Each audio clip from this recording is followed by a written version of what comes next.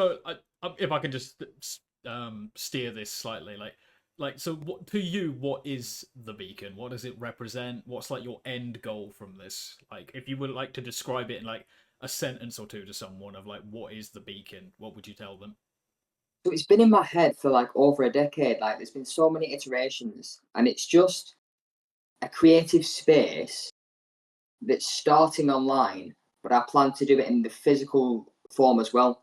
I want this to become a physical thing eventually, but right now I'm trying to get the means of it out there into the world so people can grow within the community, and hopefully we can help. Well, I can help, or we can all help each other to just kind of understand each other. That it's really it's so raw and new that I'm just trying to grow with it. If that makes any sense. Oh, I think it does. So like the end goal is just to kind of grow into like a space, and from there a community. Maybe Yeah, charity down the line potentially.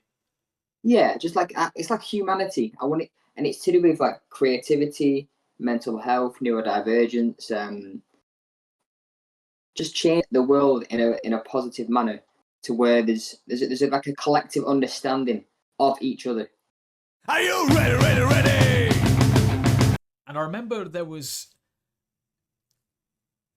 like my family, mostly my dad grew up in a very like distinctly rough area where it was kind of like you had to be strong to survive. That was just kind of Yeah, where he grew up, and he kind of carried that mentality very um very much towards the way that I was brought up, and I'm sure it made a lot of sense to him, and it's like the way that he explains it now makes sense. But I remember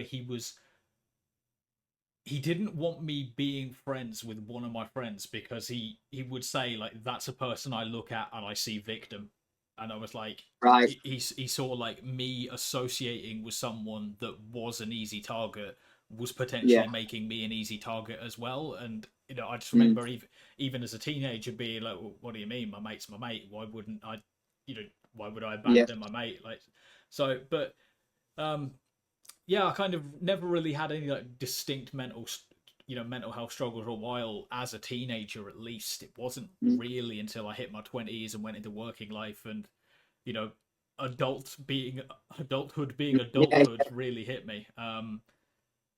Like I'd mostly kept to myself when I was young, so it wasn't really um I hadn't really developed much of a social battery. I always just kind of assumed that anything I did would only really affect me.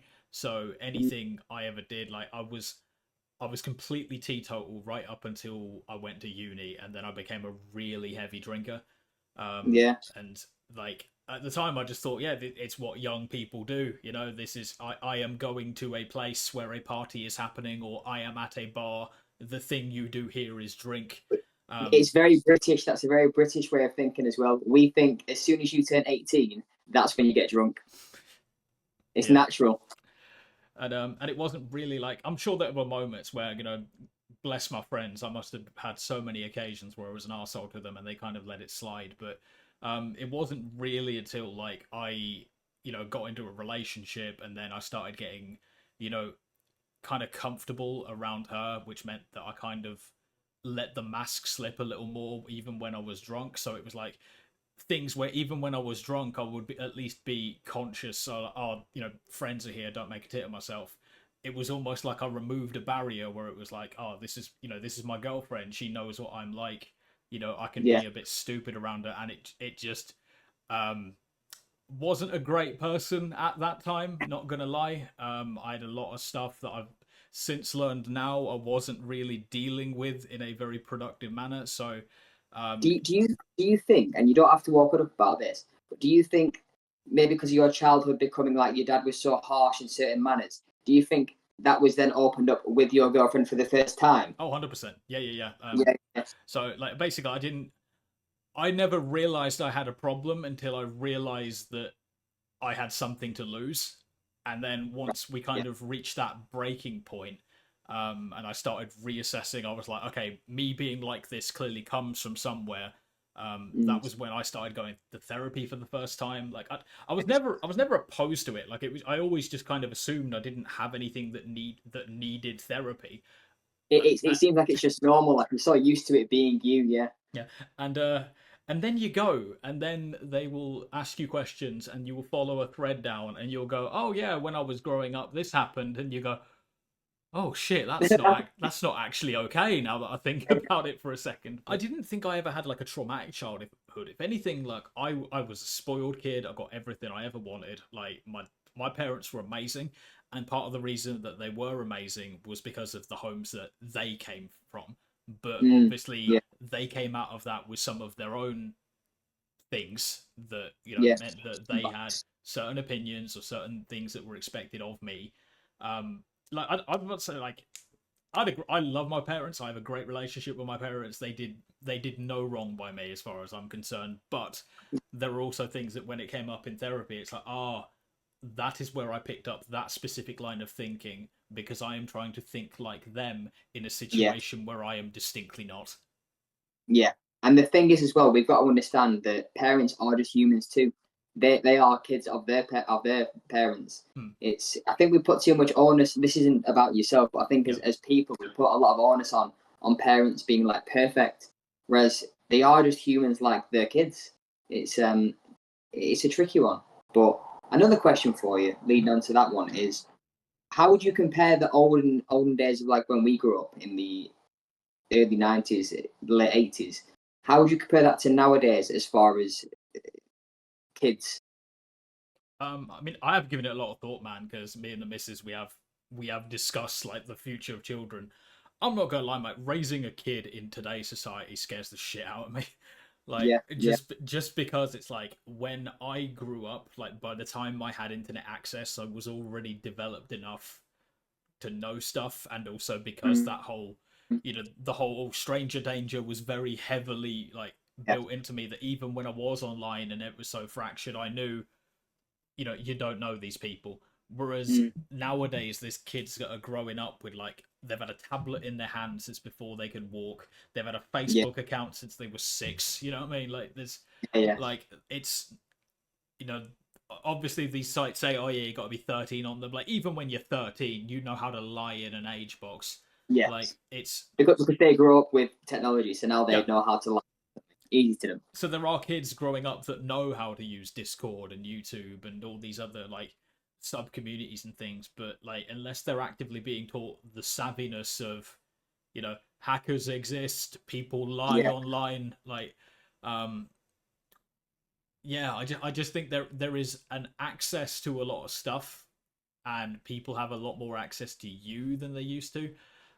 yeah, I would love to say that I would know how to raise a kid analog, and just give them the yeah, books, tell them stories, all the other stuff. But I just keep thinking of like, Jesus, what age is acceptable for a child to have a phone? When do they get their own tablet? What internet access do you get?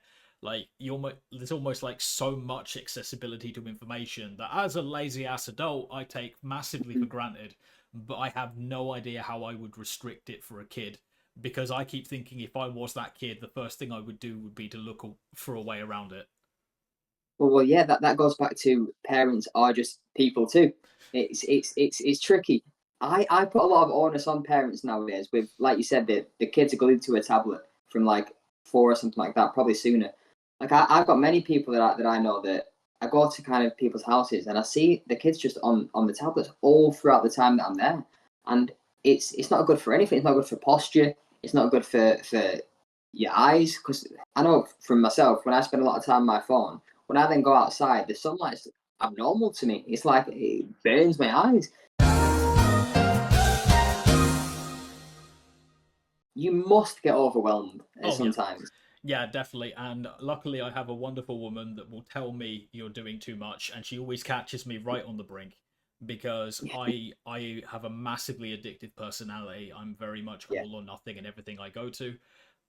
You can see that in 2022 when I first started battling, I was making promo videos weekly, sometimes twice weekly. I was teaching myself how to video edit at the same time I was learning to battle. Then I got into editing for Don't Flop, and then I got into, just taking more and more battles more often. The more I got into it. Um, so if something ever like catches my fancy, I will just want to do more of it all the time. yeah, it's been less of the promo this year, but it's always been like other things that I'll latch on to, like um tabletop games. I fucking love tabletop. I love role-playing games. I love making them. I love designing systems. I mostly end up running games because like I can never find anyone to actually run the games I want to play.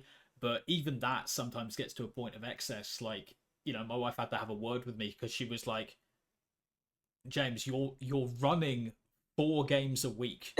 So that's 4 times a week that you are sitting down for 4 hours minimum and inventing an entire world for literal strangers on the internet, and then you are spending the other 3 days of the week making those 4 worlds.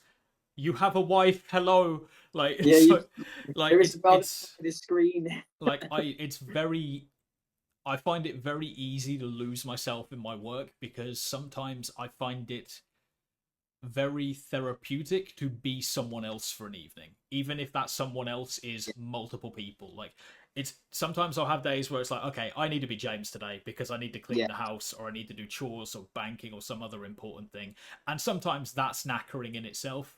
So then it's nice to go, okay, well, that was overpowering. Tonight I am Ghast Buff. I am writing battle rap rounds. I am doing a space. I am editing something. I am putting that mask on. Or tonight I am this world. I am the DM of this world. Here are some characters I will be briefly.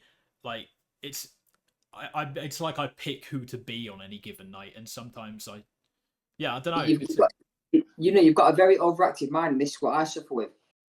Even at night time when I'm about to sleep, it can be 1 a.m. I'm thinking of, when I make this post tomorrow, I need to make this a bit of a shade lighter. Just anything that comes into my head, it has to be perfect. Yeah. And I'm learning with time that this perfectionism, I need to at some point after the second or third or the fourth variation of something, I need to just let it go because nobody's going to notice that it was just a shade darker or a shade brighter.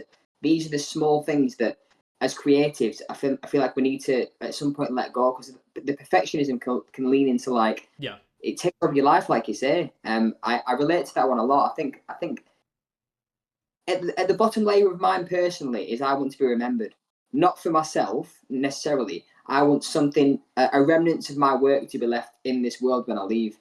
Currently, the beacon is so important to me because I see that now as a true thing that I can leave. Battle rap, music, everything that I've done creatively to this point, it hasn't made me feel like I feel now. Like I feel like this is something that I can really change something with. So within that, I'd like to ask yourself, what would you like to leave when you're not here? What drives you daily? What is the passion? Why does Ghast Buff need to do something every single day? What's it for? I think about it, it's just the endorphin rush. Like, I think if you, like, I keep saying this to myself, but like, I could have stopped like 4 or 5 battles ago, and like not to like be big headed or anything, but I genuinely think like the legacy I have in UK battle rap is probably one of the best that there's been in a hot minute. Like, even like on an individual level, I think the things that I've done and contributed, like I've edited title matches, like I had the most viewed battle in a year where Shotty Shuffle happened, which is insane, Crazy. unhinged. Crazy. Like I battled overseas in my first year. I have battled both of my dream battlers. I've battled the one guy who inspired me when I was started. I've battled guys that I was looking at on the way up, even as a fan, and going, man, I'd love to battle you that one day. Like, my resume is stacked and has only continued to be more stacked. Like, in terms of legacy, like, I'm perfectly happy with legacy, but I need that hit. You know, I need. What would make you feel good at the end of it all? So say when you're 60 or whatever age, what would you look back on? Not about a rap in particular. What would you look back on and think, this is what I want to be remembered for? I think I've already done it, to be honest. Like, I don't. I'm happy with being remembered as just, you know, a guy that put in a lot of effort to entertain people for a bit. And I think I've more than done that. But I also really enjoy that I will have these ideas and I want to get them on paper and I want to get them out there. And I've kind of developed like almost a signature style where everything I make is like a little bit crude, couple corners cut, but they're cut in a way that still shows you that, look, I know I've cut the corner, but you can still see on some fundamental level I at least know what I'm doing. Like everything's Yeah, almost that little deliberately bit shit, just because I know that I can't do it to a professional perfection standard. So why bother? Why not make it fit for but that's purpose? Ghast Buff. People know this is Ghast Buff now. Yeah, like I'm doing like cutouts in GIMP instead of Photoshop. I'm using Vegas instead Yeah, of Premiere Pro. Like I don't have the tools or the knowledge or the experience to do it to like film standard, so I'll just make it charming. Like that's what I do and yeah, I yeah, aim for. But it's like that's also why it works, is because that lets me get it out into the ether and get that yeah, feedback quicker. Like I used to be a screenwriter. I did screenwriting at uni. I really wanted to write and make films, but the process was so long and arduous. I just thought, I'm putting all this effort, all this time and energy into a piece of paper that only I will see. There is a yeah. world in my head that will never manifest in a way that's satisfactory to me. Whereas now moving to battle rap, what I write just happens on the camera, and if it's not good enough, it's my fault. But it happened, and it's there. Same for the Yeah. promo videos. What Same happened? same for the the role playing games and stuff. Like I am getting immediate feedback and reaction from my players of me going, this happens, this plot twist happens, you see this, and getting them to go, oh wow, that's rad, I do this, and I get to go, you've interacted with something that happened in here, and now Yeah. the cogs are turning and I've got to respond to that. Something is happening and existing and living, and yeah, there's nothing like it. In real time, I always think in real time, I did like, despite what he's done recently, Kanye West, yeah, I'm inspired by the fact that when he used to drop albums like The Life of Pablo, and he would edit them in real time, he'd put them on DSPs and he'd change a chord or a hook in real time. So you'd go back the next day and it Huh. would be different. It was absolutely excellent. And I think he did it up until what was the album called? I think the album was called Yeah. I think he stopped doing that at the album Yeah. But I really do like creating in real time. But Lauren Risley, Mhm. he gave me some great advice about dopamine. He said, once you feel the rush of dopamine on anything, stop, Yes. leave. So whenever I now post something and I'm seeing it's getting interactions, I'll get that dopamine hit. But then if I see that it's stopped for a second, the dopamine will go down. It's like it's like gambling. It's like a constant game with your Yeah. emotion with dopamine. So I've started to leave at that point. The whole year of me and battle rap and the Rick Charles thing and the whole fucking timeline, the head of marketing, all that was me thriving off dopamine. But it was so fast, I didn't realize that I was in a loop of dopamine, and it was very toxic towards the end of that whole time. And I learned a lot from it about the internet and dopamine because it's a very dangerous thing, dopamine. I think that's why I try to do different things. Like, I think if I was doing battle after battle after battle with nothing in between, I'd learn to hate it. Yeah, Like I've got two battles booked right now, and this is probably the hardest I've ever found writing. Not because I don't rate or enjoy my opponents, but just because I found myself in almost thrown myself a little bit out of sequence, because usually what I'll do is I will do a battle and then I'll spend some time doing something else. So I'm still getting my dopamine hit, but it's ticking a different part of my brain, so I don't feel mm-hmm. burnt out. So by the time I go back to the other thing, it's fresh again and there's not that Yeah, diminishing returns. Whereas originally in my head, I was like, okay, I've got the Red Wolf battle in July. I've got a really long break. So in my head, I'm like, the next battle is Red Wolf in July. And then mm-hmm. all of a sudden, a spot on Apex turns up. I'm never going to say no to an Apex battle. So then it's like, okay, now I have another battle before then with less time that I've got to prep for. So, like, the Frost one was great because that's a battle I've wanted for ages. Did the Frost one, it went really well, really enjoyed it. But then I was like, shit, the problem is I am super motivated to write for a battle when it first hits me.